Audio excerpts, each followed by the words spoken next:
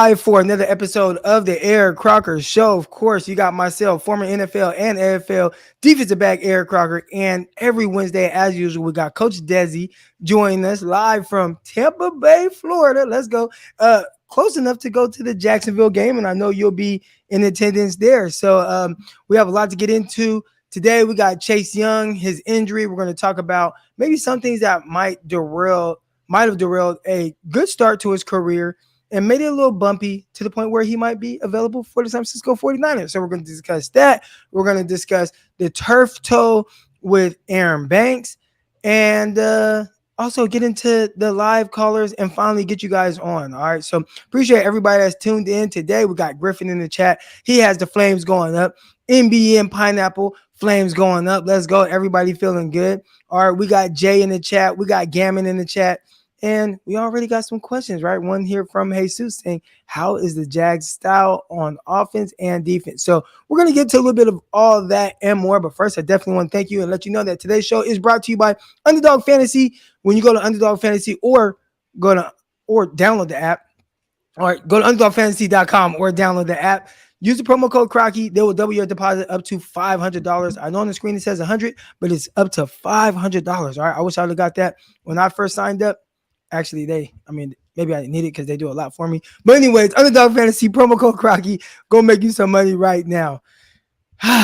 Okay, Coach Dezi. I think we missed last week. What was I doing? That was a good thing. We missed last week. It was a good thing because I was just coming down of just like the 3 in a row let down in Cincinnati. So it was probably a good thing I was not on social media on Wednesday last week. How do you No, we were on last week. I talked about the concussions. Okay, so it was the week before that we weren't on. Yeah. Look, this losing streak has me all over the place. A team that, through 5 weeks, we're riding high, right? We're like, man, I don't know what it's going to take for this team to lose, team to beat the 49ers. And then all of a sudden you lose 3 straight and it has you questioning everything that the 49ers are. Are they a Super Bowl contender? Can they get back to it? I have people in my comments because I have been talking about CJ Stroud, right? And I was like, look, this is a guy. You look at what he had to overcome in the game. And I was like, man, I just think that's awesome for a young guy to kind of show that type of ability. People, you can't compare his situation to Brock Purdy. That's a team that's rebuilding. 49ers aren't doing that. So I'm like, okay, well, so what's the difference? I mean, like, what does that mean? And I'm not even trying to just call out Brock Purdy. I'm talking about the offense in general. Yeah. And how I have felt like people are using Wilkes as a scapegoat. When you give up 22 points and it's like, the defense is so bad. Like, they gave up 22 points. It's like, that's not anything crazy.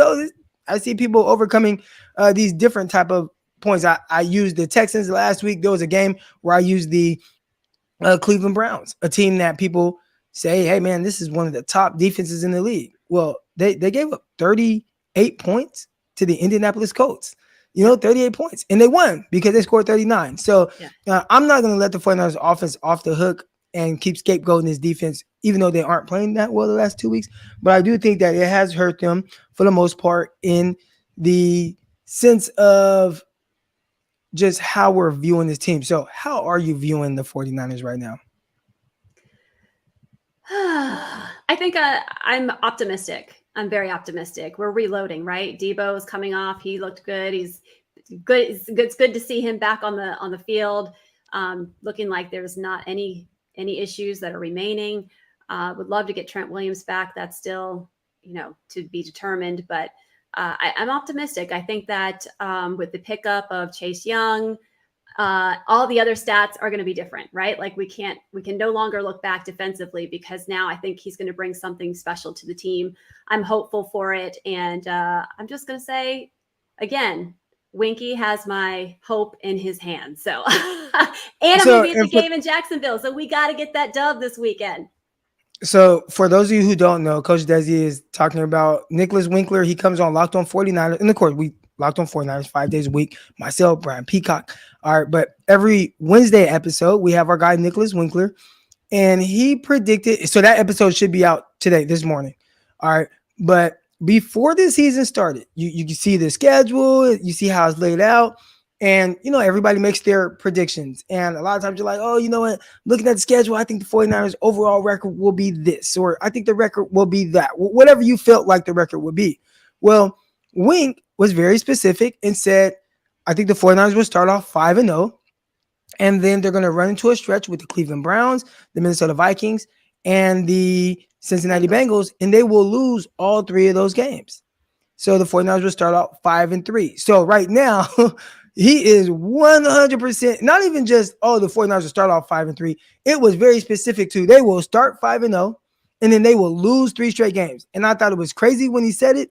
I thought it was crazy when the 49ers are 5-0. And now I hope he continues to be crazy and his predictions are correct, because he has the 49ers maybe losing one more game the rest of the way and going on to actually win the Super Bowl, which I think all it takes is one victory to start to feel a little bit better. So the 49ers are traveling to Jacksonville, and for a game that I think prior to the season, you felt like, oh, this is the 49ers, you're going to Jacksonville, like, oh, okay, like you'll win that game. They're not this great team. They're getting better. They're on the up and up, but the 49ers, like who they are, you're fine. Well, the Jags are 6-2. They're coming off a win. Like they're coming off a bye week as well. Trevor Lawrence is playing good football. We had somebody earlier ask, how's their style of offense? How's their style of defense? They are good against the run. 49ers have been struggling a little bit to run the ball, and I think 49ers need to run the ball.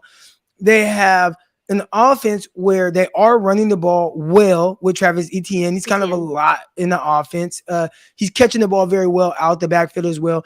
And then all their weapons that they signed a couple years ago, when you were thinking, man, you gave Christian Kirk how much money? You gave Ingram how much money? They went and got all these guys. And then it's like, well, they're all actually playing very well. So it is a very well-balanced team with a quarterback that is on trajectory to be a legit star. The defense is playing well. And I think when you factor all that in, with the 49ers coming off of 3 straight losses and a 10 a.m. start time, Pacific start time, it's a little tough. It's a little more worrisome heading into this game than I think before the season started, how we felt about it. Yeah, and Trevor Lawrence is a very mobile quarterback, so that's going to play in. He's the number 2 guy in rushing for the Jaguars right now. So right behind Etienne is Trevor Lawrence. So it should be an interesting game. Defensively, I think there's an opportunity there. He runs out of the pocket. I'd love to see Dre get his arm, wrapped around him, or get Fred Warner in there and get a nice hit in. So it's going to be gritty. It's going to be 2 good defenses. Both of them are in top 5. I love a good defense. So I'm here for it. I'm going to be live in person watching that game. I can't wait. All right. Shout out to Eddie in the chat. Eddie says he's just laying here recovering from back surgery. So hopefully everything's going good with the back surgery. Eddie's over on the East Coast as well. That's tough. I'm always scared of back surgery. So I don't know how. Do you have any suggestions on, and this might be too late for Eddie, but how do you prevent having to have back surgery? Oh, it's so many different reasons to have back injuries and back problems. So it's really not a quick and easy answer, other than make sure that it's about mobility, making sure your core is nice and strengthened, managing some weight, depending on what you do for a living, repetitive, there's a lot of repetitive injuries for people who have very strenuous jobs. It's tough. It's really different for each person. So make sure you do what you can to stay healthy, eat well, always move, always stretch. I think people don't get enough stretching and mobility work in, and then they just get locked up, and then their back just gets tweaked out from just being stiff. So Eddie, best of luck to you. I know I chatted with him a little bit in a space on Twitter. So hope you're recovering well, buddy. But Croc, I meant to ask you about this last week. You've given me a hard time, so I'm going to shoot back. Did you actually bet on Jimmy G on the game, his last game before he got benched? Did I say it was an accident, okay? It was an accident. So, of course, everybody knows Underdog Fantasy, promo code Crocky.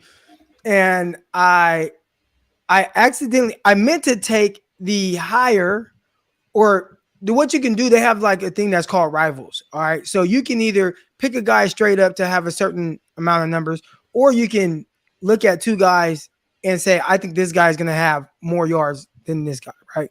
So I had picked, I thought Jared Goff to have more passing yards. And I think he started off like basically with 10 more yards. Like, so when the game started, like Jimmy G had 10 more yards than Goff. Like, that's just, they're going to give the guy that is projected. How can I explain this? Jared Goff is projected to throw for more yards than Jimmy Garoppolo. So they'll give you, like, if you want this guy, you can, but it's going to start the other guy off with more passing yards from the start. And then from there, all right, whatever happens, happens. Well, I accidentally clicked Jimmy Garoppolo. And everything else was money. And that's the sad part. Like, everything else is money. I would have came up with $200. And I accidentally clicked the wrong guy. I have no idea how I clicked Jimmy. And I didn't notice at first. And people on Twitter were like, Croc, you all right? Like, did you? I laughed out loud. Like, oh, man, I did not mean to pick Jimmy. You were like, let's ride. I was like, okay. Nothing you can do about it now. You're locked That was in. tough. That was a tough one. So, yeah, I'll take that on the chest. I accidentally picked Jimmy Garoppolo. Since then, Jimmy has been benched. And, you know, the funny thing is, I defended Jimmy a lot for what he was. And what I try to do with all these players is really figure out, like, who are they? Who are they really? Yeah. Right? And when we start talking about, like, their importance in the defense or their importance in the offense, etc., like, just what their role is. And with Jimmy Garoppolo, a guy who was able to put up sometimes, you know, top 5 numbers in the NFL with the 49ers, right? It was very clear that Jimmy was the trailer. He wasn't the truck. All right, I didn't come up with that analogy. Somebody did on TV years ago. But it was clear that he's able to execute an offense for the most part that Kyle Shanahan had. And it's like, I got these terrific weapons, these really good run after catch guys.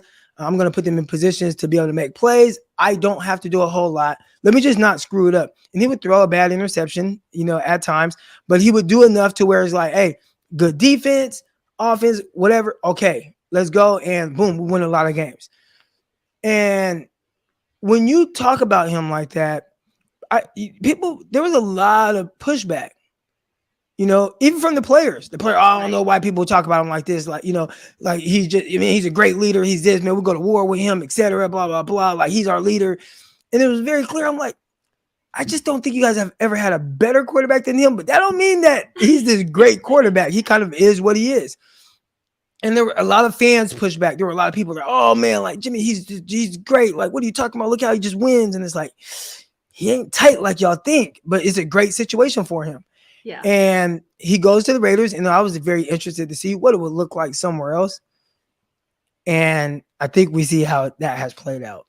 Does that make you think about Kyle Shanahan differently now, though? Yes, I always have had a very high. I think Kyle, if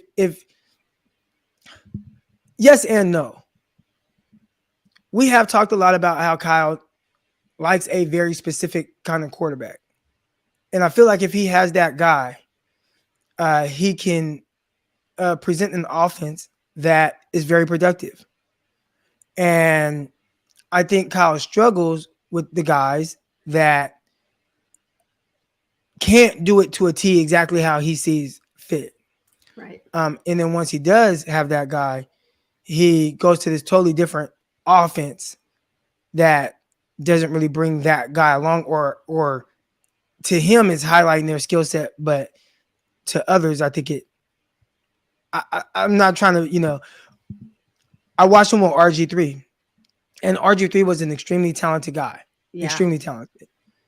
And it was like, nah, we're just going to run you to death and do some read option and then some big throws. Like, that's not Kyle's offense. That's just an offense that he created for a guy that he didn't like, that he didn't want. Right. You know? And then I think he tried to get away from it. Right. It's almost like, you know, talking to a woman, and, you know, a woman is like, she likes the bad guy. Right. She likes I'm like, where are you going with this, Croc? the woman, she likes the bad guy. And she's like, you know what, these bad guys, like, I like them, but man, I'm going to try to go in a different direction. Right. And they go in that different direction. And then in the middle of it, it's just like, this is not for me. I thought this was for me, like this different direction, but it's not. I need to go back to what I'm used to. And I think that was him with Trey Lance. I think he was like, you know what? Like, man, I see these guys. I see the Josh Allen. I see these guys that have these certain level of abilities. And man, I could work with that. But then once he realized what it took to get to that Get them point where optimized. someone Yeah. is like a Josh Allen, and I'm not saying Trey will ever be Josh Allen, Right. but that guy that you have to actually like work with and mold and go, time. it Yeah. was like, this might not be for me. So he has Jimmy Garoppolo, who I think does a really good job with what he needs him to do. And I think that's where we are now. So Did you see do you listen to the Fred Warner podcast? I don't, but I might start because it sounds pretty interesting. This week, I've listened to it like the last 2 weeks because Fred is my favorite 49er. And I listened to this week's, he interviews Dre Greenlaw. For those of you who haven't listened to it, please check it out. Dre Greenlaw's story, I had no idea, is really, really fascinating. I had no idea he was a foster child. I had no idea, like his I love those stories, right? I love learning about what it took to get to the NFL. So there's all that, but he has kind of a funny story talking about getting to the 49ers. Like he really didn't think of after I guess he went to the combine and then he had pro day. And then he was like, I guess his brother or somebody asked him, which team do you think is like totally out? Like, he's like 49ers, like there's no way. And he talks about Kyle Shanahan because at one point he said that, I forget where he was, but he was kicking it with him. Like Kyle was really like talking to him and just jokey and friendly and all these things. And he's like, but after I finished at, with pro day or whatever, he's like, Kyle didn't even say barely anything to me. He was like, don't forget your bag. Like, he's like, whoa. And he's like, his face, and you hear Fred's laughing. So I guess they understand now, having worked with him, like maybe there's like two sides to him. And when he's business, but it was kind of a little insight into, life around Kyle Shanahan. So I just figured if you haven't checked that out, you might want to take a listen to this week's. I got to listen to that. And cool story too, from him. He went to the University of Arkansas. Yep. And they love their Razorbacks down there for sure. And there was a story about him kind of taking a girl home, not in a bad way, not in a way that's X-rated or anything, but inappropriate. She was at a party, not in an inappropriate way, but she was at this party. She was like drunk or whatever, and this guy was like trying to come on to her or whatever. And Dre Greenlaw, like, I don't want to say saved her, but was like, "Come on, I see you're not in a good shape or whatever. Like, let me, take you home." So he took her home, made sure she was safe and everything. And, the dad actually told the story about that and how, he really appreciated someone, coming through for their, I'm trying to think, is that? I think I'm fine. All right. I don't think I have a radio hit this morning. All right. Like usually when I see 415, I'm thinking that's like one of the Bay Area radio stations. But yeah, just a great story for Dre Greenlaw. And I remember that coming out when he was drafted and saying like, you know what, this is a good guy. And I think the 49ers have done a really good job of finding guys that have really good characters. So that's been pretty good. Love that. All right. We got Gammon in the chat. Gammon says, so Kyle wants a hot girlfriend, Josh Allen, Lamar Jackson, but he is insecure and settles for the butterfaces instead, Brock, because he's a controlling boyfriend. You know what? He's not wrong. I see he said, I'm not sure. He said, I'm not sure if I got Croc's analogy, but yeah, essentially that's it, right? Like where it's like, it sounds good to him, but then it's like, nah, like this is too much maintenance. Let me get this, I don't want to say butterface, he used that word, not me, but just the normal chick, the low maintenance. We'll say low maintenance chick. You got the high maintenance and low maintenance, and he thought he wanted the high maintenance, and it's like, nope, I want that low maintenance. So I kind of like that. That's funny. Then put me in the Brock category. I'm pretty low maintenance, so I tell my husband that all the time. Right. I got a low maintenance wife, so I don't have the high maintenance. All right, so I might be on the same page with Kyle here. Go the safe route, I guess. I don't even know the safe route, but you know what I mean. All right. Anyways, off of that for sure. We came on here to talk about Chase Young, and the edge rusher of the 49ers signed, obviously former number 2 overall pick, extremely talented, coming out. I think there were questions in the sense of, secondary pass rush moves and things like that. But I mean, just a physical freak coming out of Ohio State, obviously someone who played with Nick Bosa. And he had some injuries early in his career, and I felt like because it seemed like, you know, when you don't pay attention to a team every single day, or when you don't pay attention to a team every single week, every game that they're playing, you only hear like the big noise, and the big noise kept being, oh, Chase Young, he's hurt. Oh, he has a knee injury. Oh man, he's not healthy to start this year. Like, is he going to come back? And he kind of had to ride that roller coaster of adversity. And then eventually this year, having the best start to his career with 5 sacks. Now, having 5 sacks doesn't mean that you've been playing very well, right, but it could mean that. And what I mean by that is like, who leads the 49ers in sacks right now? Like, Drake Jackson is tied for 3rd. And I don't think anybody would say, oh man, Drake Jackson is playing. I said tied for 3rd. He's tied for 1st with 3 sacks. But nobody would be like, oh man, Drake Jackson is playing so great as a 49er right now.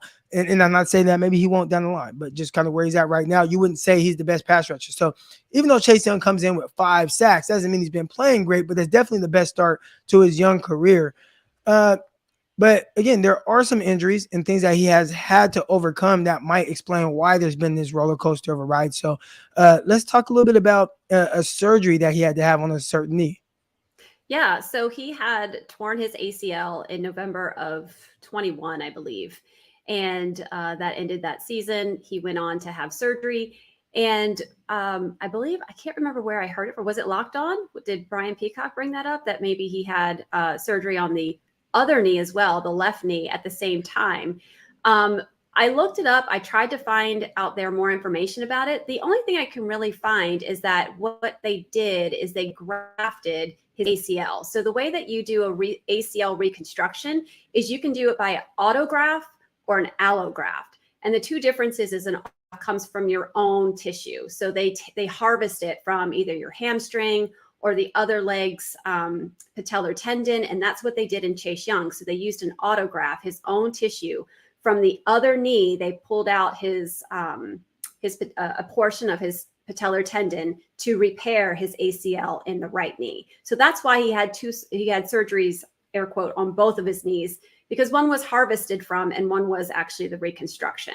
Allograft means that you use it from a cadaver. So a cadaver is what's used to repair the ACL in that kind of reconstruction. So he used it from his own. I can't find that there was any kind of like meniscal injury or any other ligamentous injury in that left knee. So I think it's just, it was just used as a harvest site for the ACL reconstruction of the right knee, which is good news. So I don't think we're dealing with a problem in both knees. I think it's just the one. Gotcha. So with the ACL injuries, is this just a player by player case with how guys recover? I remember, in the 90s, I want to say 1996, 97, Jerry Rice, first game of the season, tore his ACL, and then he came back later in the year, but then he hurt something else. But that was kind of unheard of to see a guy come back from an ACL injury so fast. Obviously, most guys are out for the year. They recover, they come back. But you also hear about, kind of this process of the mental aspect of it and trying to overcome that. So are you able to talk to us a little bit about what they go through from a mental standpoint, maybe through their rehab or, just different things that they might have to work through after having that type of injury? Yeah, so I think first you kind of have to understand, is this a first-time injury for that knee or is it the second time? Because I think it becomes more challenging the more frequently you have injury to a knee or a shoulder. Recurrent injuries are a little bit more challenging mentally. It also depends on your tissue type. So sometimes if you have what's called if you tend to have people call it double jointed, right? Like you're hyperextended in certain joints, you're kind of hyper flexible. You are more susceptible to injury and therefore re-injury. When you're talking about an ACL reconstruction, an autograft where you get tissue from your own body site is better than getting an allograft. So allografts can fail more so than from your own tissue, unless you're someone who has this kind of tissue that's real lax, real kind of like loosey-goosey.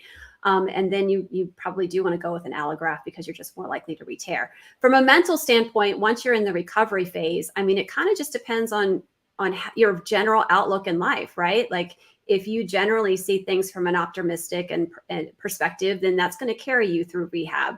If you kind of see things as more fear-based and more just negative, then it's going to be a little bit of a challenge. But interestingly, I've not recognized in any of the orthopedic cases that I've done it ever being addressed by an orthopedic. They're like, I will just repair the knee. I will just fix the shoulder. There's actually some pretty interesting cartoons out there where it's an orthopedic and an anesthesiologist, and the anesthesiologist is like, patient's crashing, and the surgeon's like, must fix leg. And it's a joke, of course. I mean, obviously they can think about other things, but generally it's not always looked outside the box when you're dealing with a traditional athlete. Now, when we're talking about NFL athletes, now there are teams that do have mental health providers, psychologists and sports psychologists that help them get through just the challenges that are faced with being a professional athlete, dealing with,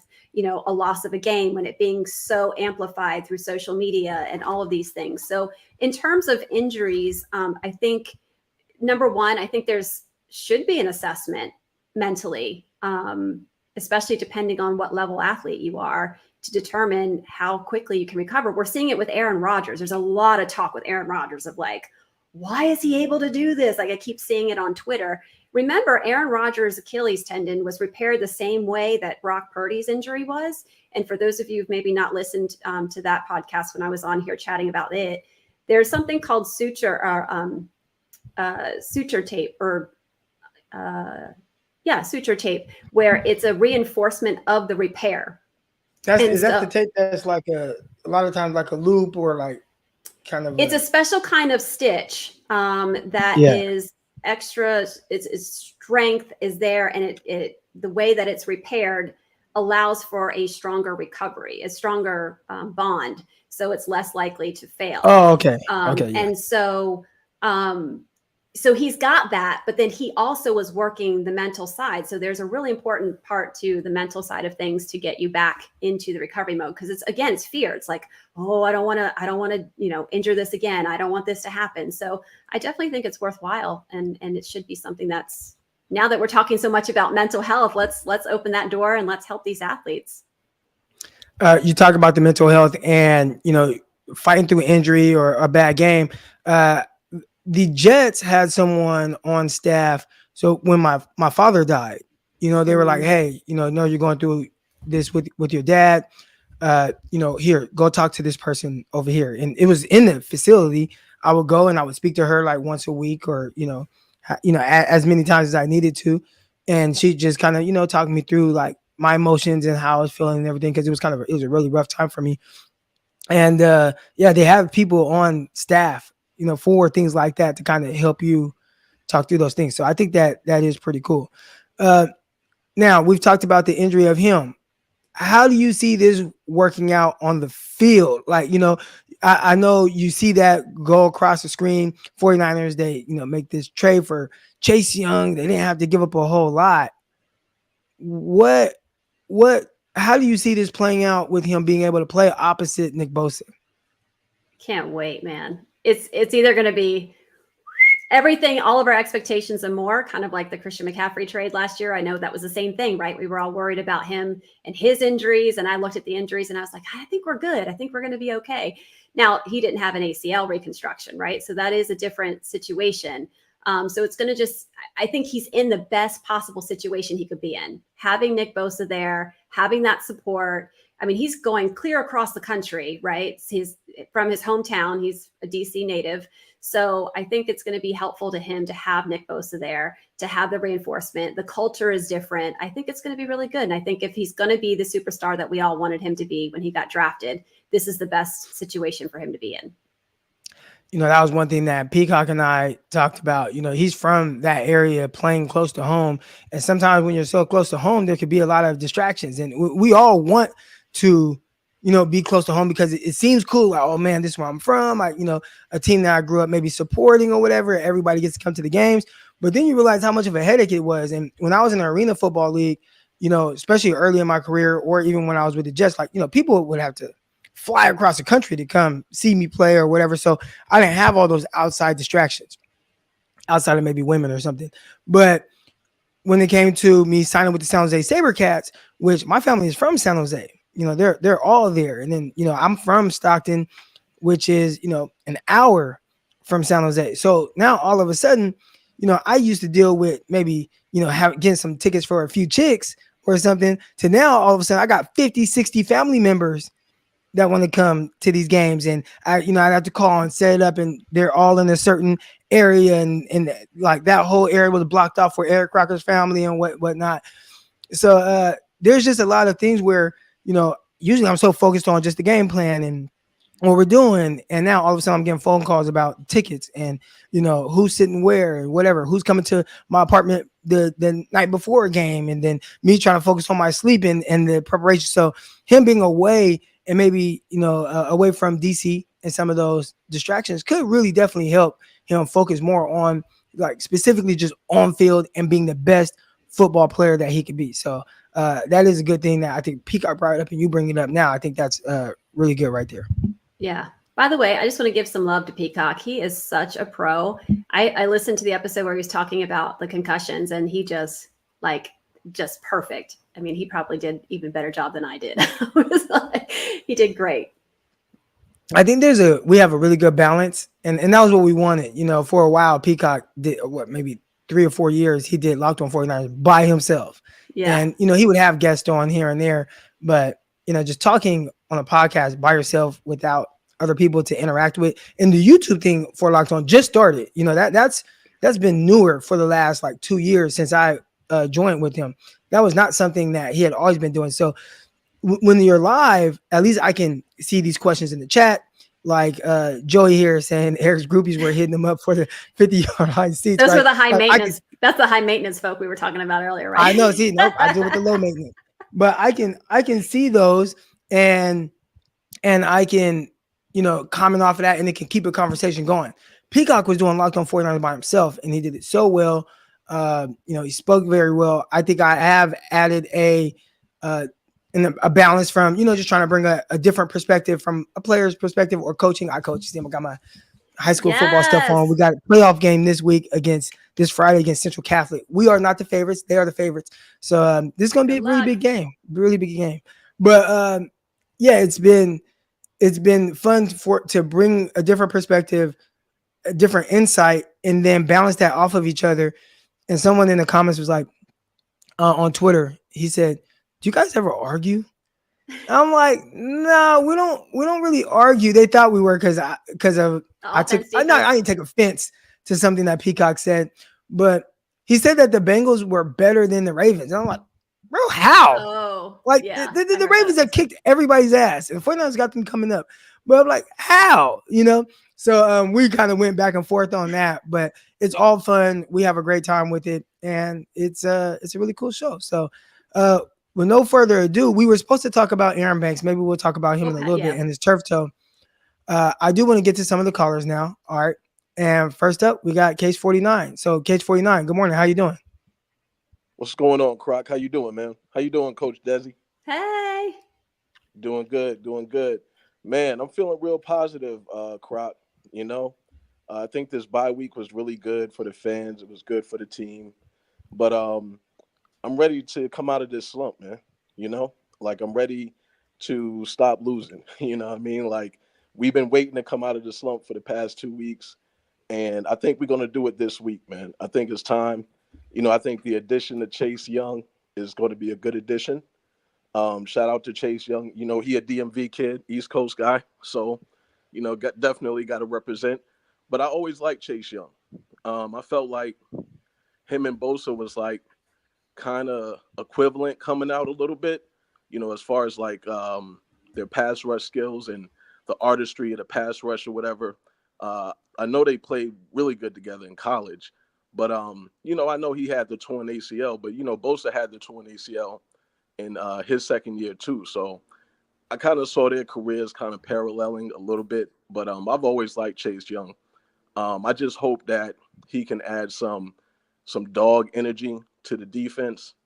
I think a lot that's what's wrong with the team is that our draft picks haven't been panning out, you know? And it's like, they see people like Trey Lance get traded. They see Trey Sermon get traded. They see Tariq Castro Fields get cut before the season start. Sam Womack, even though we love Sam Womack up until this point, he hasn't actually panned out. So it's like we had to get Isaiah Oliver. The thing about the 49ers, man, is our culture was brick by brick, you know, and building from within. And this year is like, I feel like we have the most outsiders on the team that we've had in a long time. And I think some of the people who've been around here, they kind of see that. The people that have been on the team, they see that the draft picks, we're not drafting reinforcements.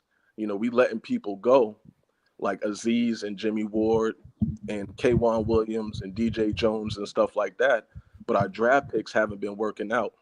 And I think like the more outsiders you bring in, the harder the chemistry is going to be to gel. It's going to take time. I'll say this. I don't think it's so much that the draft picks haven't worked out. I think the 49ers haven't had a lot of high draft capital, obviously using a lot on Trey Lance, then using, some on, even D4, right? When they traded for D4, like that's a second round pick. Trading up to get a guy like Reuben Foster, obviously like that situation didn't quite work out. But I think the bigger issue is not guys not working out because they have guys that have played good football that they have drafted. It's in spots where you typically find guys with high caliber, like those type of draft picks, like that are real difference makers. I think they're kind of missing those guys, right? Like when you miss on Trey Lance and also use, really a total of 3 first-round picks, right? Because now, let's say you have all those 3 first-round picks, and 2 of them would damn near be second-round picks. But let's say you have those, three first-round picks. Maybe all 3 don't work out, but hey, if 2 out of the 3 end up being good, and then maybe that second-round pick that you traded for Christian McCaffrey, and I know we wouldn't take that back right now, but I think that hurt kind of that depth and like some of the development of some guys that you would like to see like peaking right now. So Right. I think that's more the issue because Diamador Lenore, here's a draft pick. Is he great? No, but he's been a solid starter for you. He's been solid. We talked about Talanoa Hufanga. He's made an All-Pro. Is he great? Obviously, we know he has his deficiencies maybe in coverage, but you've gotten a lot out of Hufanga. He's done well. Aaron Banks, he was second-round pick. It looked shaky at first, but now, like, man, it's like we don't want to play a game without him at your left guard spot. So. Yeah.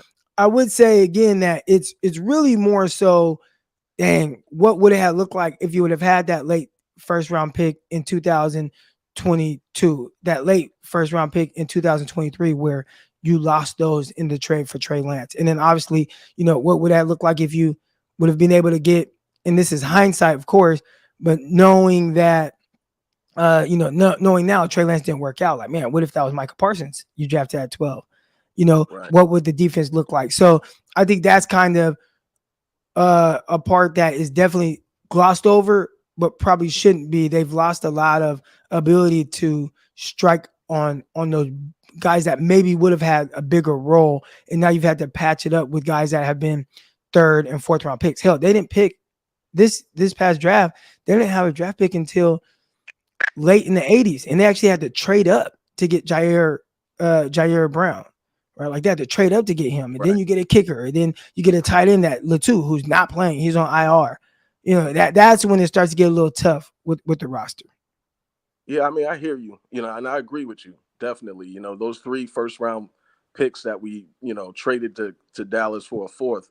That really is coming back to show why it was such a critical decision and a critical mistake. But yeah, man, but that's 3 people, man, over the past 3 years. You got Demo, you got Huff, and you got Banks. And it's like, what about just the past 2 years? Like Drake Jackson, he was what, like a late 2nd, high 3rd, and then you have, I don't even remember the guy's name, the tight end out of Alabama. What's his name? Cameron Latu. Yeah, okay. Yeah, so you got Latu. He was a third round pick. Ambry Thomas, and it's like people always say, well, we don't draft. We need to go get corners. We need to go get O-line. It's like we've been drafting O-line and corners. We got Nick Zakelj, you know what I'm saying? Like we got Jalen Moore. We had Justin School for a minute, and then we finally cut him. It's just like those later round picks in the past recent years haven't been panning out. Not like how, we hit on DJ Jones like back in the day. We hit on Fred Warner. We hit on George Kittle.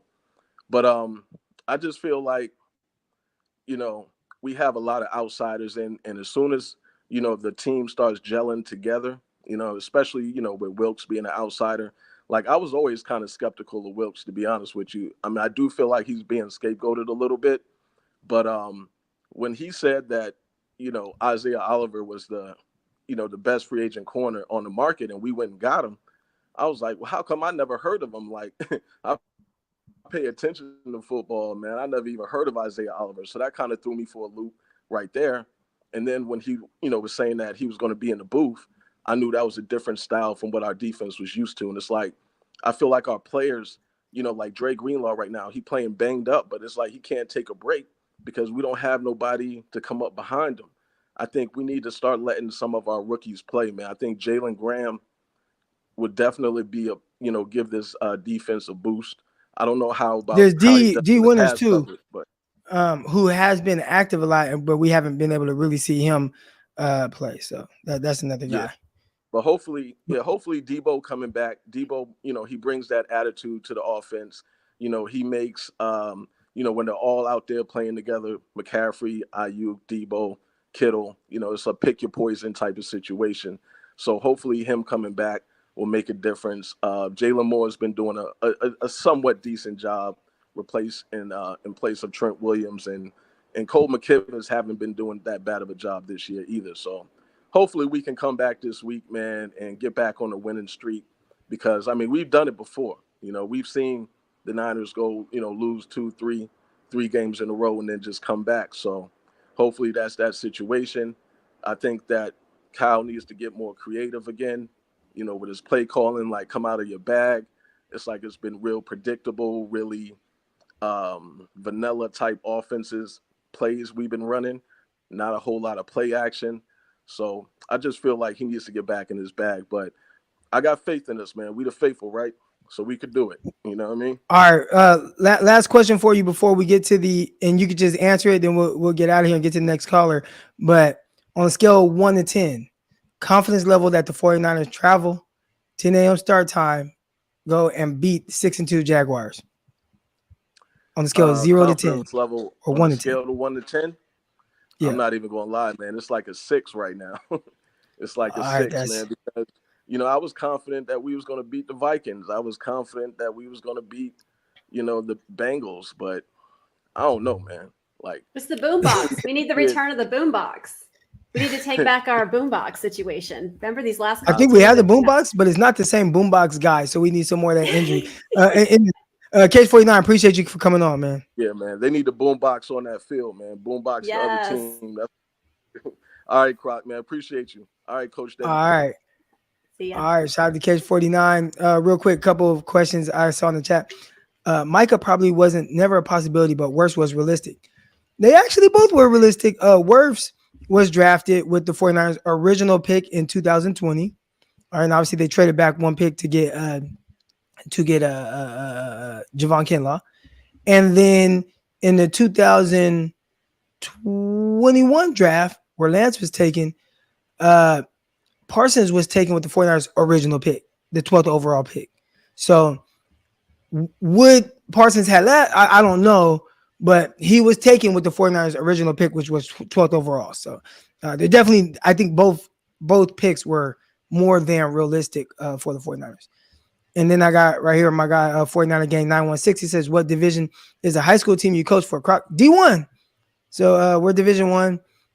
And yeah, so yeah, we got to play some big dogs. I'm excited though, man. Central Catholic, really good team. It's fun watching it. And I have a really good, coaching staff. It's myself, we got my guy, Lavelle Hawkins. Hawk played 7 years in the NFL, had a little stint with the 49ers. but Is it just his televised? mind. Will Huh? this game be televised anywhere locally? I think they stream it for sure on like YouTube. It'll All be right. streamed. We can catch it So on stream, guys. Whoop whoop. it'll be late your time. I don't know if you'll be awake because it's like it starts at like 7:15 Pacific, so like 10:15 East Coast time. But I it'll catch be a the good first one. quarter. I catch the first Yeah. quarter. We also got Desmond Bishop. Desmond Bishop, he actually had a stint with the 49ers. He played with the Niners for a little bit, but he played 9 years in the NFL. I think he won his Super Bowl with Green Bay, I believe. So he's my defensive coordinator. And yeah, we got some other good coaches too. Tim Brown, not the Raiders Tim Brown, but Tim Brown played in the CFL for a bunch of years, was a really good return guy, running back in the CFL. So really good coaching staff. I think that helps us a lot, relate to the kids and be able to see the game from a different perspective and really coach these kids up. So yeah, fun stuff with all my guys. All right, here we go. Next up, and because of the callers, I'm gonna have to put like a little 5-minute thing because I know you're on your lunch break, right? Are you on lunch Oh, right I'm now? good. Yeah, I'm good until I've got a whole nother hour before my lunch break's over. I don't have a whole nother hour because I got to do these dishes and stuff before the wife comes home angry. All right, so everybody's gonna have 5 minutes. All right, so you got 5 minutes. We got a few callers coming in. All right, first up we got Gammon Brown. Gammon, good morning. How you doing, Gammon? Gammon, I'm doing great. Hey. What's up? Not too much for my Sacramento Kings or my 49ers lately. That's kind of been a problem for me. But yeah. Well, the Kings lost Fox, and I think that was a big blow to the squad. So at least there's an excuse to. Yeah, just both teams aren't really coming out with that tenacious energy. But I did have 3 questions for you because I know everyone's going to talk about some of the football stuff, but I kind of like to use this time to kind of go off the beaten path. So the first one's going to be kind of tough, but I'm sure these are all questions that we all think about as fans when we listen, but we know no one asks them, but in the back of our minds, we kind of think about it. So the Jackhammer situation. So I know for you and Brian Peacock trying to get these media passes, right, it's a struggle. It's a struggle, trying to get those credentialed media passes. Now, when it comes down to next season, do you think that because of the Jackhammer situation, that's going to make it even harder for you guys to try and get media passes? I don't know. To be honest, it's not even something I've thought about. But yeah, Jackhammer was tripping though. So I don't know. Me and Peacock, I don't know if they start digging into my past and they're like, oh, this and this happened. I don't know, but I think me and Peacock could be all right. All right.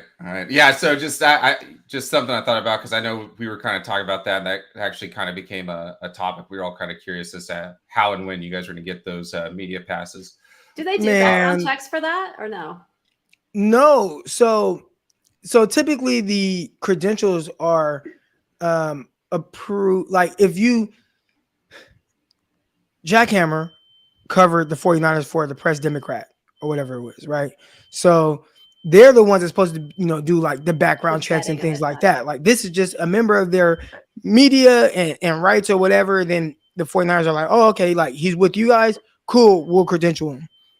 All right. So I don't think the 49ers, and maybe they'll start after this situation, but I think the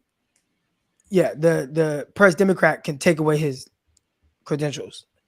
Yeah, so, for sure. Yeah, which they did. Second question. And yeah, the reason for that, Coach Dezi, is like 49ers kind of go with old media. So like, just the paper print, black and white, instead of like where Crocker, he's on several syndicated shows, thousands of viewers and all that, where he really probably had a bigger audience than a guy like Jackhammer and his. So, but anyways, I'm getting off the path there. Second question I had for you, Croc. What's the actual prevalency of steroid use in the NFL? Because I'm just like, all these guys are just so huge. They're massive and like have like 1% body fat. Like I can't think that's just from a vegan diet, like I have to, I would say that it's the percentage of guys that are taking steroids at the NFL level is very, very, very low, if any at all. I mean, they test, there's really strict tests on it. Now, the reason why you see guys at the NFL level that look like that is because they are.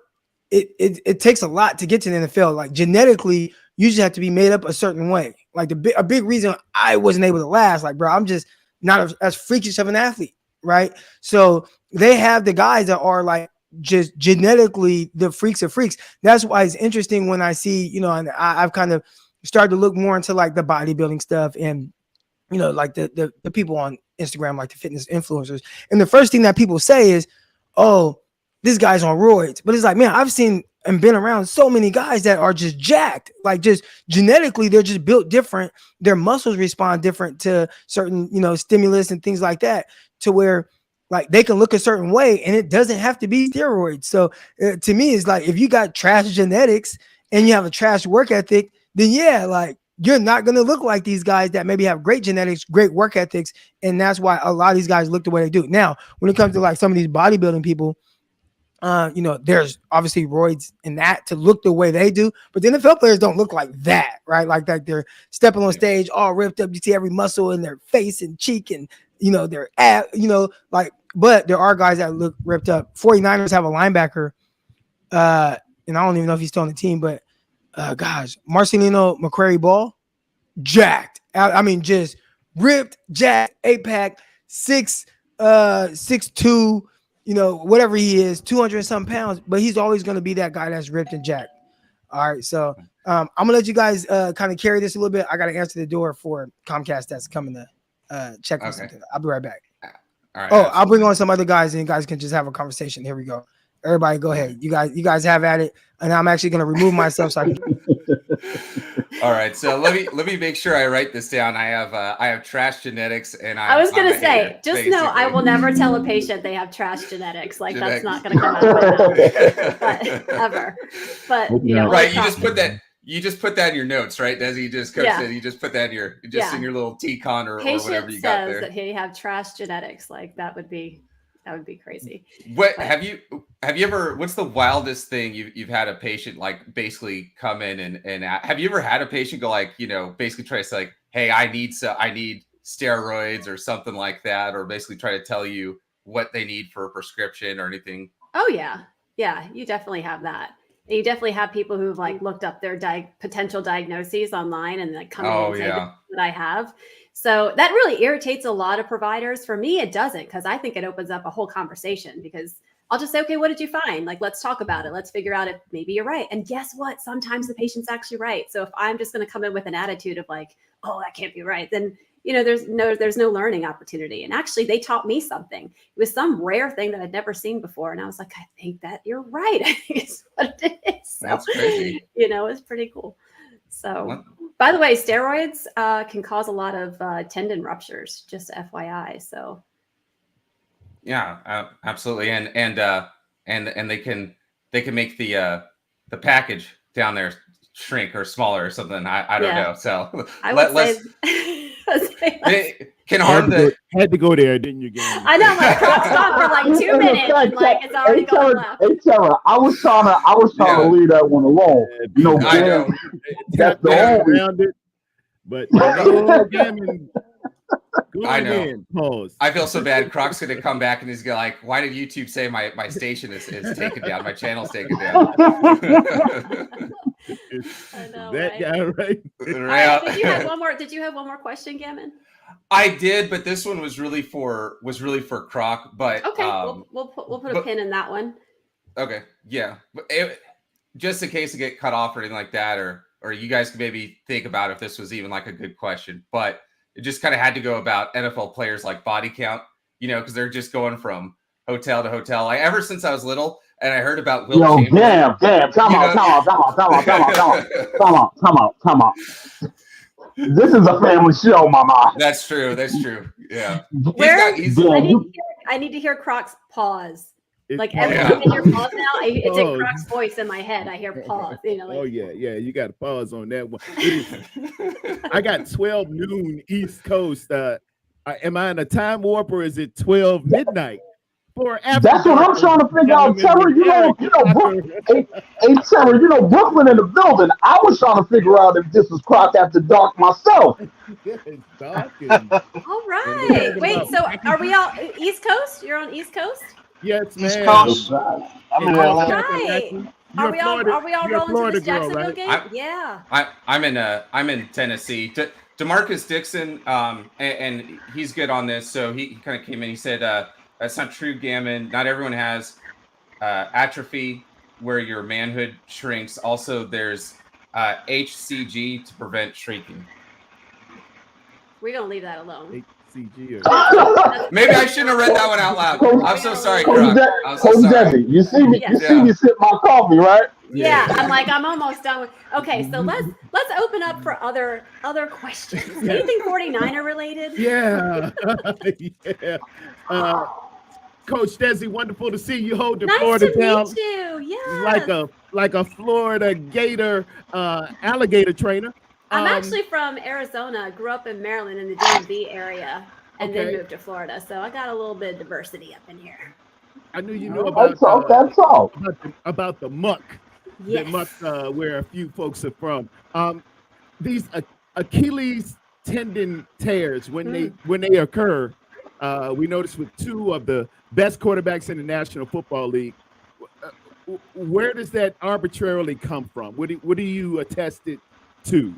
So it's in the age demographic of 35 years and older, and Kirk Cousins is 35, and Aaron Rodgers is older. So there is an age correlation. It's also related to just the action that happened for both of them was they're pushing off, so their toes are pushing up. It's a high stress to the Achilles, and it was just. I don't know if they didn't warm up enough, if it was, just something that they were having a little bit of some tweaking of it. And then that was the straw that broke the camel's back. But that's all it takes. That's why for all of us that are over 35, we can't just go out on the basketball court and start shooting. We can't just go start racing somebody without warming up. Those days are gone. So public service announcement, get your warm up in first. Yeah, as a public service announcement, don't try to be like me. I'm 41 and I'll be out there with the young boys I coach and train, and it's a lot of times I don't warm up and I just go out there and play. But I'm from Brooklyn and we just made different. So Yep. follow Coach Dezi, because trust me, it's been a couple times I done went for some high quality flashing layups, thinking I'm back in high school, and something almost happened. Yep. You got to be careful. You'll be careful. Be laid up with some surgery. Come on, hey Trevor, I was trying. You know you're my guy. We go back. I was trying to chill. I still got it. Nope, boy. Yeah. Like Shaquille O'Neal once say, "Hey, 35 ain't 25." You know what I mean? Hi, Keith. How are you? What's up? How you doing? I'm doing well. What do you got for us today? Since they're asking medical questions, I keep up with basketball a lot and football. Why don't you really see microfracture injuries in football, but you see them in basketball quite a bit? Oh, that's a good question. I think it's the repetitive nature of basketball. So just the like jumping, a lot of plyo, and that can do it. So for sure. And I would have thought that I'm not picking us to win a game until we actually win again. And I like the question Crocker asked. I think this Jacksonville team is underrated, even though they're 6-2. And I hate that we're playing all these teams off their buys. I feel like teams were catching us at a convenient time to catch us. Like we caught Cincinnati off their bye, and even though we're on a bye, now we're catching Jacksonville.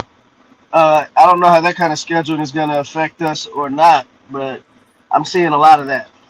Yeah. I mean, you look at Doug Peterson, and I think that he's a very underrated head coach, and especially with Lawrence, who's got some wheels. When you look at our defensive line when we played against the Cincinnati Bengals, right, and this kind of adds the fuel to your concern, our defensive line wasn't doing a very good job with kind of their gap control or coverage. I kind of feel like these guys are forcing themselves so much to win their one-on-ones versus really just playing as a frontal unit, being that wall and be like, hey, us three are going to take on these blocks, so in that way you can be great or successful on this one play. And some of that is, you can see it in two different ways.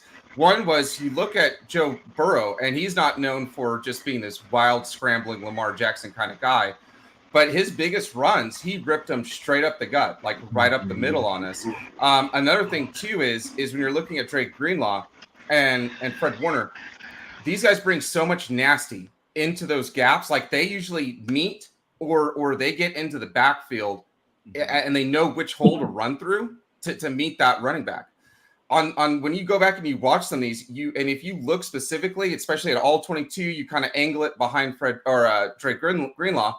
He's literally all of a sudden these gaps are opening up, and then he's taking a step left and then right, and then by the time he's trying to get into to tackle, he's no longer at a good angle. So right, so now we have 4 all-stars who are trying to justify why they're being paid $20 million plus a season, or want to be paid $20 million plus a season. And now this is the time where they really have to, and it's not even like ego or anything like that. I think that they're just, like I said, I think they're trying so hard to do a good job that they're, instead of letting the game come to them, they're not taking what's in front of them. So here's so the run defense. Go ahead. The run defense that worries me is with ETN. And they run a lot of their offense through ETN. So I'm wondering how we're going to guard that, because we didn't do good against Mixon, and the run defense has really been kind of porous all year. Yeah, that's what I don't worry about the most. Throw a little bit at you, Gammon. When I inspected and looked at and analyzed the all 22s, what I saw was a lot of guys playing hero ball, and I don't know if that's because they were pressing or because I think a little something was going on with Greenlaw's shoulder. His shoulder. Yeah, I noticed it too. He was one arm in a little bit, and Fred Warner, who I'll preface this really, really quick. It's 2 types of all-stars. It's some guys that you want to play and you need to just set them free. Let them go crazy. It's your world, Chief. You do what you do. The other type is a student of the game.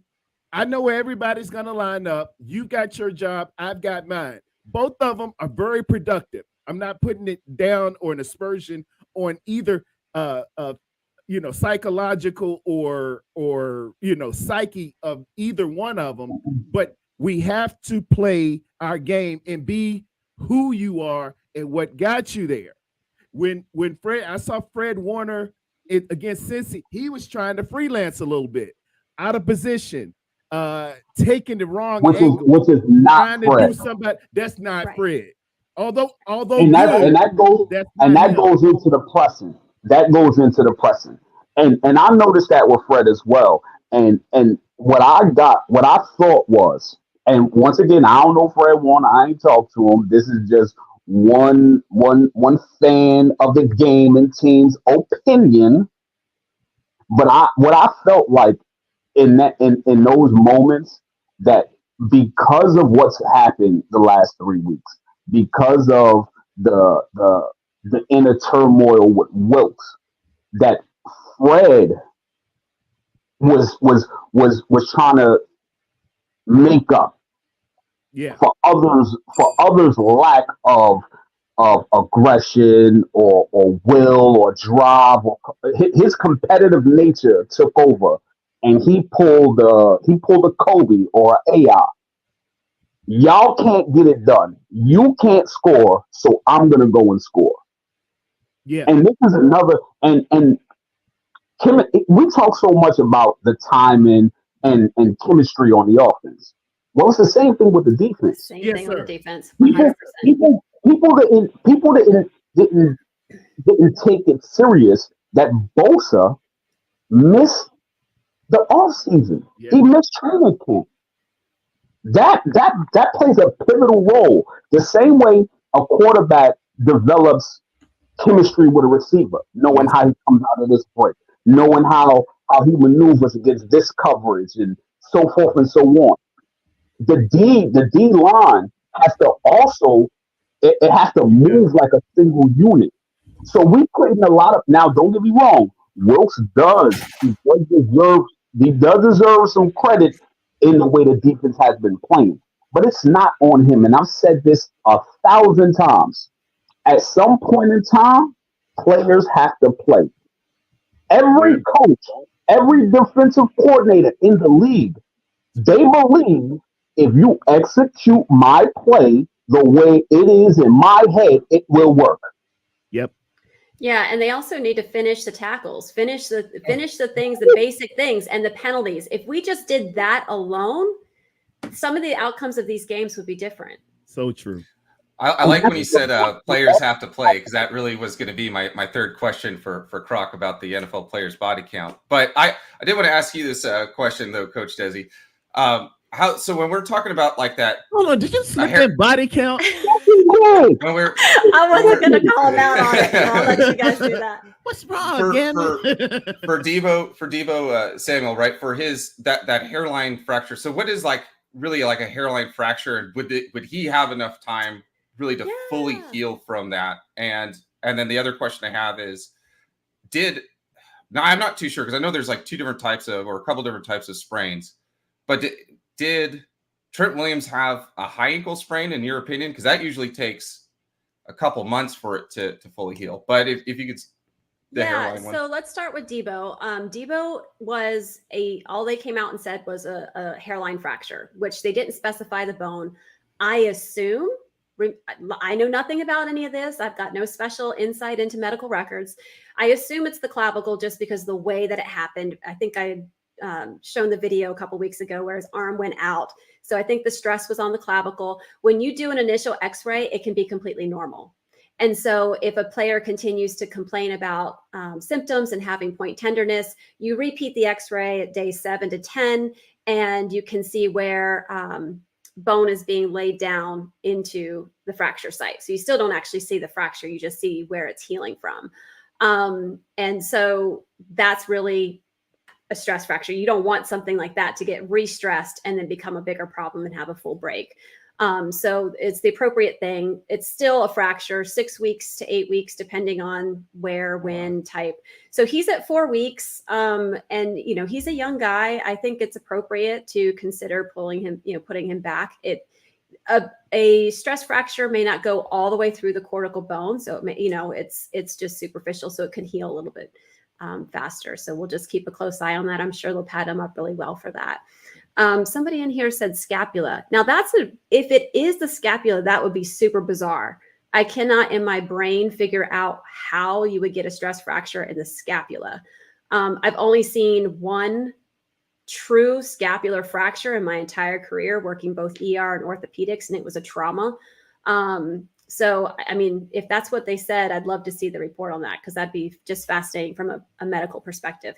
Now, in terms of Trent Williams, that's interesting, because when the reports first started coming out, they said that it was ruled out a high ankle sprain, that it was not a high ankle sprain. They said that right out of the gate, I was like, okay, well, if it's not a high ankle sprain, looking at the way that the mechanism of injury, it looked like it was the sprain of the inside part of his ankle, which is the medial ligament there. And so, you think that's all it is, but much like Croc has discussed his high ankle sprain, sometimes you don't know until you're down into trying to recover and it's just not bouncing back far enough or well enough. So then they maybe have done advanced imaging to see, or they might just be treating it as such. I mean, I'm really hopeful that it's not, because I think I said it last week. I think we really, really need Trent out there. I think the combination of Trent and Debo being out is really hurtful to our offense. I mean, those are massive pillars.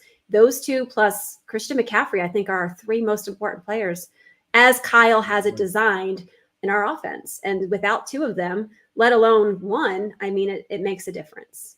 Yeah, absolutely. And that's big for me because sure, we're getting these reinforcements, but at what percentage are we getting these guys back? And then I'm just going to say this last thing, Mr. Blue Magic, but when I look at a guy as big as Trent Williams, like, he's one of the largest land mammals here on this continent, and the way that he's moving in the force. So, like, really, like, how much can we really expect from him? Yeah. Hey, Croc, Mr. Just so you know, that the show went a little left, and Terror Dome helped pull it back to the other way. Gannon was taking it. I was able to hear. Don't watch the first 3 minutes we left. Don't watch the first 3 minutes we left. This turned into Croc after dark. Yeah. Oh, no. Yeah. You got a new Patreon, bro. if you choose to accept. All right. Hey, I appreciate everybody for contributing while I had to deal with this Comcast situation. I'll be watching the game and it starts getting all like pixelated and like grainy and all kind of weird stuff. So they came and the guy came in the middle of us streaming. So I hope everybody had a good time listening in. I listened when I could, but then they disconnected my Wi-Fi for a minute, then it came back on. So kind of went through a roller coaster of things here. But everybody's good now. So that's what's up. Are any of you guys going to be in Jacksonville? I have tickets. I have to sell mine because I have to fly to Oklahoma. Oh, got it. Yeah, if anybody's looking for tickets to the Jags game, hit up Mr. Blue Magic. Hit me. I got them for the low. But so hey, Crock. Now you remember in the off season, you know you're my guy. So in the off season, I gave you a couple points, and I said I can realistically see us going 10-7. Now the points that was Brock, uncertainty for a full season, and his health. It was the depth that we lost on the defense specifically. It was being undisciplined, especially the start, which didn't show up because we were winning. It was coaching, late game situations, and it was strength of schedule and travel.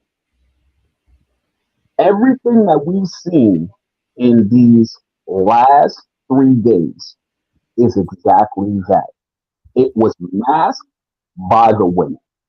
When we decided to go with Hargrave and all that, we gave up what made the defense the defense. And I also said Wilkes wasn't a good hire. Not that he himself, but this is the first time in I don't know how many years that we didn't promote from in-house. Who didn't know the players, who didn't know the system, who didn't know the culture. It's true. I'm like, do you see any way of any of those changing anytime soon?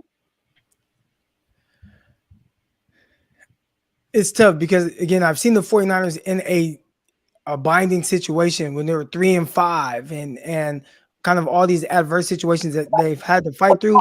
And I think I put more. I need you to sell me on the optimism. Yeah, I put more faith into what I've seen them do in situations like this. So whether it is figuring things out with Wilkes and getting on the same page, like this coaching staff has shown that, or whether it's the players or the staff or whatever, at some point, like it will click.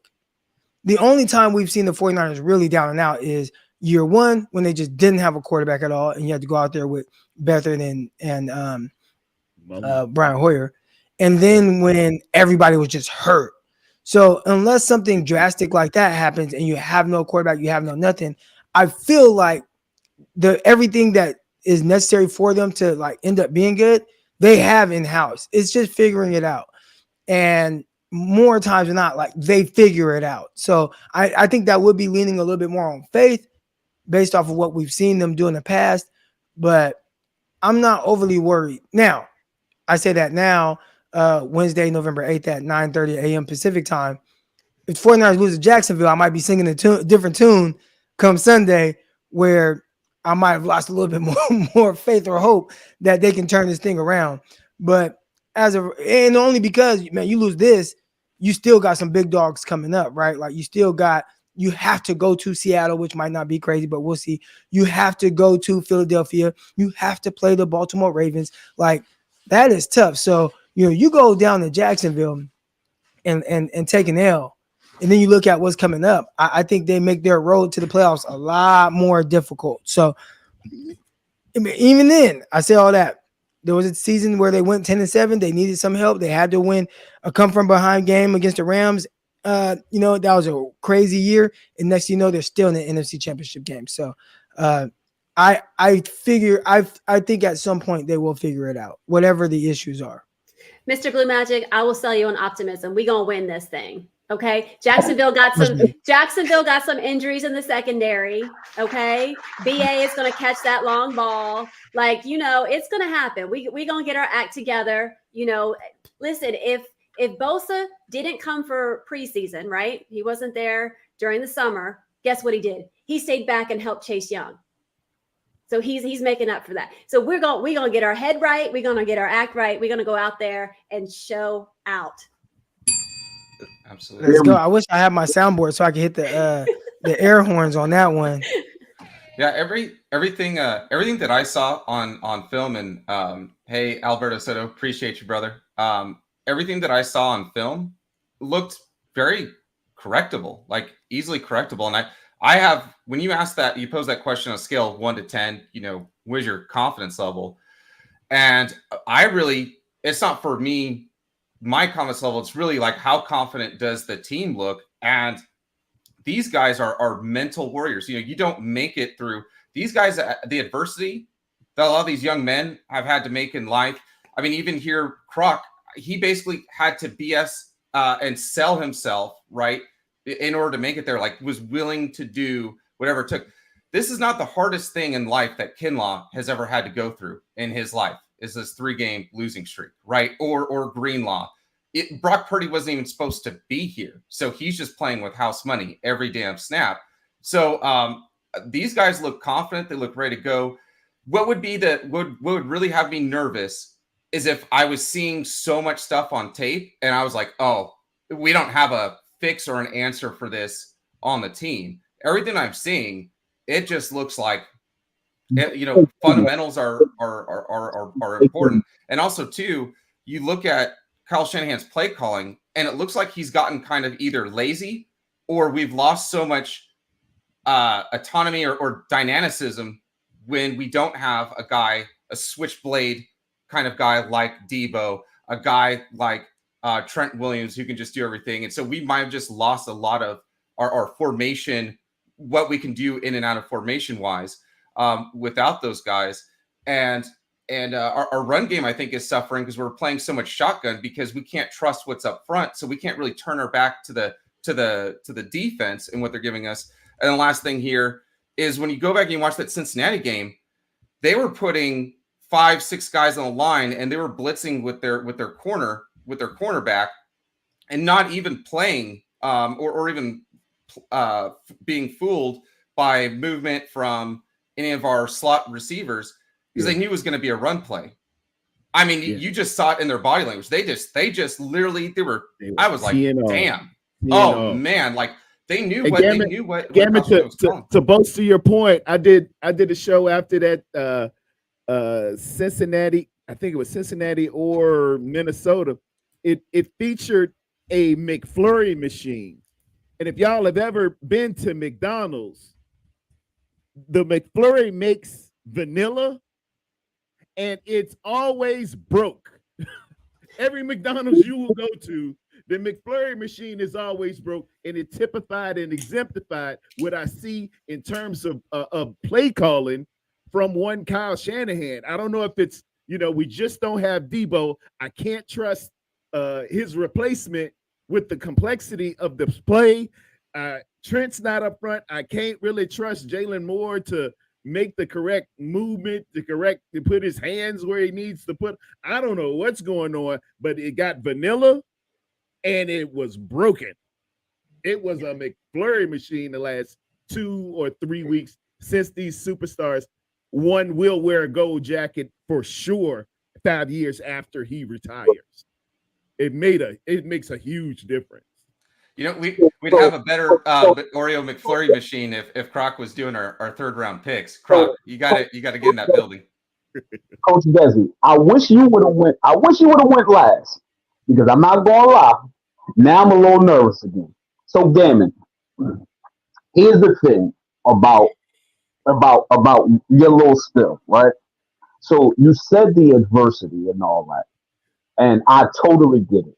Number one, I'm not a big dude. I played high school football. I also played a little semi-pro. So I know what that's like. You know what I'm saying? I know the odds being stacked against you, so forth and so on. So I get that. But when you said that you seen, the hunger in it, I'm not seeing that. I'm seeing guys whiffing on tackles. I'm seeing guys looking like they too timid to tackle. I'm seeing guys not putting in the effort to take the right angles. I'm seeing guys pressing but not winning their one-on-ones. So what I'm seeing is I'm seeing a bunch of guys that got paid and they're no longer hungry. I'm seeing guys who got paid a little bit and some who ain't get paid and they're just not good enough in certain situations. Do you think that's from the confidence in play though? Like if they're not part of we've been saying it's execution, right? They're not executing. So if you are not executing because maybe there's just the communication isn't there yet, you don't have that, that sixth sense of knowing what your teammate's going to do so that you can do this. You don't have the confidence. And so when you don't have confidence, maybe you don't have that tenacity because it's just like you're too busy in your head wondering, okay, what did they do? What did they do? So you're not seeing it. Doesn't mean that it's not there. So it could just be that I agreed with Gammon earlier where I think we're very close. I mean, I saw some things even in the Minnesota game where I was kind of like, I'm seeing some improvements. I think there's going to be a sack. And then I was like, I think that's not going to be the last one. Like I was starting to see some improvement there. And I want that to be what we come out in those last 3 games to put it together and say, okay, let's fix these miscommunications. Let's really understand what we're supposed to do out there so that we can execute, clean things up and come out of the gate, guns a-blazing. Yeah. I mean, my thing is when we're talking about, if this was a young team, like a really, really young team, and this is the first time where we're really seeing their backs against the wall and we're asking and we're trying to see if they're going to handle adversity. Well, we've seen the blueprint for this before. I don't know why. I couldn't tell you why this team needs to like purposely dig a grave and then lay in it for a while and then just crawl out of it. But this team is happy in a really dark space. I almost think of it like procrastinators. You've got 2 months to turn in this homework, right? This 30-page essay. But for whatever reason, like the weekend before is like the only time like you can do it. It's, this team is a very they need the clock to almost strike midnight. Look, what they're going through is like a shooting slump. Players go through it, teams go through it. One thing is when I look at the Warriors, right, they're going to be fine if they have a bad month of basketball. When I look at any team that LeBron has been on, they can be bad. I know ESPN's going to make a big hoopla about it, but guarantee you what, as long as LeBron's healthy, they're going to be in the playoffs. You're going to, the metal that these men are made out of, the fortitude, the will, it's there. And I am seeing all these guys, they're trying to take the right angles. Right, Drake Greenlaw, Fred Warner, they're trying to take the right angles, but when the defensive linemen are not disciplined up front, and then you're saying, I'm not a big guy. Fred Warner may be a big guy, but he's not bigger than a 320-pound guard that just got pulled and is up there. So I think that these guys, and again to say this, what I'm seeing on tape, everything there is correctable. The answers are there in the building, and I think these guys having it. Right. I think they're going to pull you through. And I always say this, if you're doing everything right, you can personally to be a better person, be more productive and all those things. And then for whatever reason, life still isn't working out the best. Sometimes you need to check out your circle of people that you have around you and start making adjustments there. But this group that they've had around them, this is a circle of like friends that you would want. These are the people who make you more successful. Now, so this is something else that I wanted to run past you, Crock. So something else that I talk a lot about, especially when it comes to Kyle, because at the end of the day, this all falls on Kyle. The coach is supposed to prepare the team. That means the coaches and the players. They're supposed to put things in, in the right space for the situation. So So when you came to that, the problem I believe is, and I believe it's showing even more when it comes to Wilkes. So the players have too much, a certain group of players, let me put it like that, a certain group of players have too much say. When I hear, when you hear things from certain type of athletes with certain type of individuals. So one of the big knocks on LeBron was he didn't have the killer instinct. He was better than Melo, but Melo was more respected in certain aspects because he had that I'm going to destroy you. I'm better than you and everybody, so forth and so on. So when I hear and when I hear and see certain players in the press conferences and in locker rooms, Bosa, you understand why you're not producing, but the onus isn't on you. And I respect, and this after this last game, I respect Kittle so much because I was very hard on Kittle for his nonchalant, you know, type of demeanor in certain losses and situations. But one thing I'll give Kittle, I believe, and this is why although I had Jacksonville beating us when it's not speculation. This is just my opinion. It's my opinion. I stated this earlier. I'm just a guy giving his opinion. So when the schedule came out, I had us losing to Jacksonville. Hearing Kittle, out of all people, and Kate, this is why I'm about to say this. Hearing Kittle saying, we have to, like, this was the first time, to me, it looked like Kittle was actually upset. This is the energy I got from him. We can't turn the ball over, and we got to get back to doing 49ers football and running this ball. I think at this point, like when we talk about the Cabo click and so forth and so on, these players have been put in the position by Kyle to have a very big influence past what they are. And I think that's the pushback when that's the whole scapegoat narrative when it comes to Wilkes. You guys aren't performing, and you know why. But we're going to shift the focus on me. Oh, well, I don't like this scheme and so forth and so on. Cool. But we both sides have to make an adjustment. Wilkes is new with this. You guys have pieces that are missing and new ones. And we have, and this is what I said about the offense in synchronicity as well as the defense. And the defensive line isn't playing together. It's not playing like a single link chain. So I actually hearing that Gammon, I do have more faith in this Jacksonville game now than I did when the schedule first came out, and I had this as a loss for us. I hear you, but you know what? The great thing about football is we're going to find out on Sunday. Appreciate everybody coming in today. Shout out to Coach Dezi, Terradome, Mr. Blue Magic, Gammon, and Cage 49. He was up here as well. Shout out to everybody in the chat.